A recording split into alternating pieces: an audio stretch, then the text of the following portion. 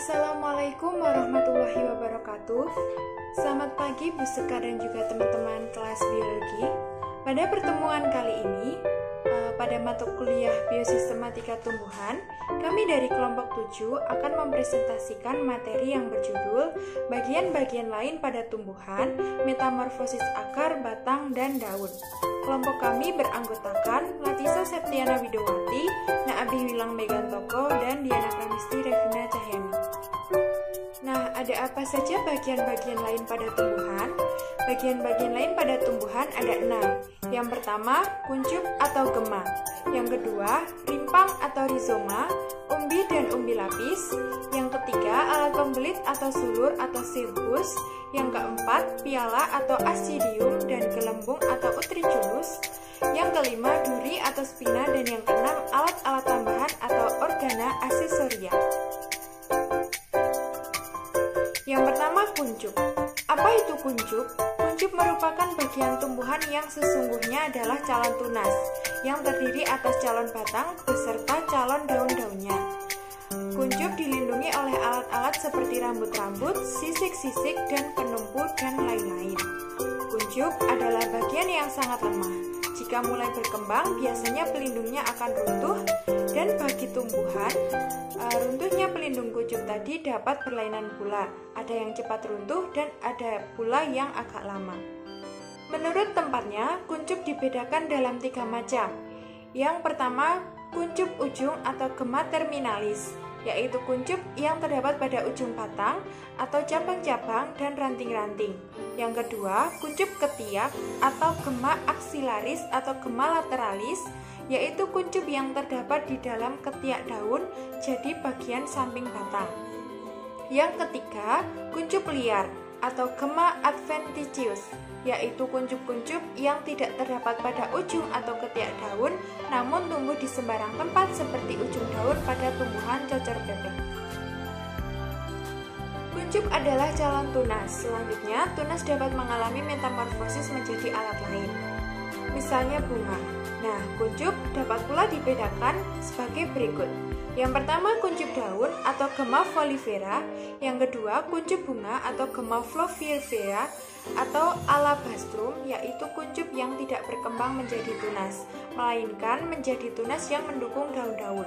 Yang ketiga, kuncup campuran atau gema mixta, yaitu kuncup yang berkembang akan menghasilkan tunas dengan daun-daun biasa dan bunga. Berdasarkan ada atau tidaknya pelindung bagi kuncup dapat dibedakan menjadi 2. Yang pertama, kuncup telanjang atau gema nudus, yaitu kuncup yang sama sekali tidak mempunyai alat-alat pelindung, seperti yang ada pada di gambar. Yang kedua, kuncup tertutup atau gema clausus, yaitu kuncup yang mempunyai pelindung yang menyelubungi kuncup. Selanjutnya adalah rimpang atau rizoma, umbi atau tuber, dan umbi lapis atau bulbus. Rimpang atau rizoma sesungguhnya adalah batang beserta daunnya yang terdapat di dalam tanah, bercabang-cabang dan tumbuh mendatar. Dari ujungnya dapat tumbuh tunas yang muncul di atas tanah dan dapat merupakan satu tumbuhan baru. Umbi merupakan suatu akar yang membengkak, bangun bulat seperti kerucut atau tidak beraturan. Umbi merupakan tempat penimbunan makanan seperti rimpang. Umbi juga dapat disebut penjelmaan batang, dapat pula disebut penjelmaan akar. Umbi dibedakan menjadi 2, yaitu umbi batang dan umbi akar. Umbi lapis. Umbi lapis jika ditinjau asalnya adalah penjelmaan batang beserta daunnya. Umbi ini dinamakan umbi lapis karena memperlihatkan susunan yang berlapis-lapis, yaitu yang terdiri atas daun-daun yang telah menjadi tebal, lunak, dan berdaging. Merupakan bagian umbi yang menyimpan zat makanan cadangan, sedangkan batangnya sendiri hanya merupakan bagian yang kecil pada bagian bawah umbi lapis itu. Pada umbi lapis dapat dibedakan bagian-bagiannya sebagai berikut. Yang pertama ada subang atau cakram, yaitu bagian inilah yang merupakan batang sesungguhnya. Kedua ada sisik-sisik, yaitu bagian yang merupakan penjelmaan daun-daunnya.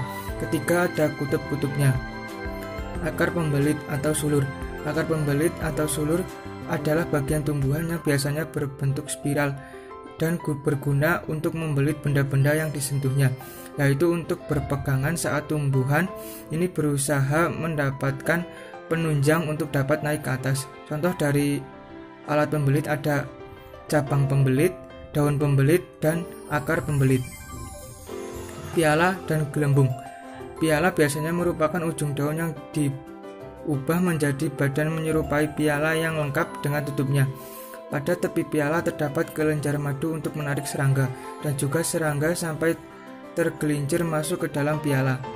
Serangga tersebut akan dicerna oleh suatu enzim yang dikeluarkan oleh kelenjar yang terdapat pada dinding sebelah dalam piala, sehingga dapat dicerna dan diserap untuk kepentingan kehidupan tumbuhan. Piala antara lain terdapat pada kantong semar. Selanjutnya, gelembung merupakan semacam bubu yang berfungsi untuk menangkap serangga kecil yang hidup dalam air. Gelembung terdapat pada tumbuhan pemakan serangga yang hidup di air, misalnya pada rumput gelembung. Nah, selanjutnya adalah duri atau spina. Duri atau spina merupakan metamorfosis bagian-bagian pokok dari tumbuhan, yaitu seperti akar, batang, dan daun. Nah, duri ada yang tidak dapat ditanggalkan dari batangnya. Misalnya adalah duri yang saat ditanggalkan maka akan meninggalkan bekas. Nah, yang seperti itu dinamakan dengan duri sejati. Nah, duri sejati menurut asalnya dapat dibedakan menjadi yang pertama adalah duri dahan atau spina caulogenum, kemudian yang kedua adalah duri daun atau spina pilogenum, yang ketiga adalah duri akar atau spina rhizogenum, dan yang keempat adalah duri daun penumpu atau spina stipulogenum. Nah, yang selanjutnya adalah alat-alat tambahan atau organa aksesoria pada tumbuhan. Nah, berdasarkan susunan di dalamnya dapat dibedakan menjadi yang pertama adalah papila, yaitu benjolan-benjolan pada permukaan suatu alat yang hanya merupakan peninggian dari dinding sel epidermis. Kemudian yang kedua adalah rambut-rambut atau trikoma, dan yang ketiga adalah emergensia. Nah, ada pula fungsi tambahan atau fungsi alat tambahan. Yang pertama adalah sebagai pelindung terhadap gangguan dari binatang, yaitu berupa duri dan rambut-rambut gatal. Yang kedua adalah sebagai pelindung terhadap kekeringan, misalnya duri-duri pada pohon kaktus. Yang ketiga adalah sebagai alat penyerapan air dan zat-zat makanan, yaitu bulu-bulu akar. Nah, berikut adalah daftar pustaka yang kelompok kami gunakan untuk menyusun PPT pada pertemuan kali ini.